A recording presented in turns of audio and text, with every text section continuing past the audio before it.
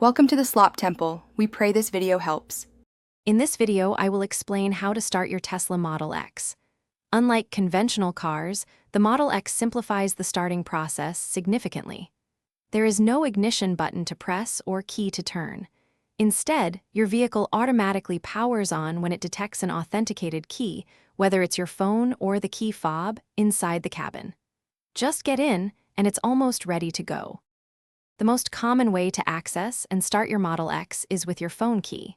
Simply pair your smartphone through the Tesla app, ensuring Bluetooth is always enabled. Your car will then automatically unlock as you approach and lock as you walk away. This seamless integration means you rarely need to take your phone out of your pocket. For those who prefer a physical key, the Model X key fob is a sleek option. It's designed to resemble a miniature version of your car. Press the roof once to lock the doors or twice to unlock them.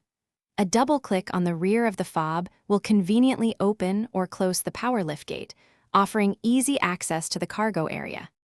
With your key authenticated and you comfortably seated, the final step is to engage a drive mode. Simply press the brake pedal firmly. Then, use the drive stalk on the right side of the steering wheel.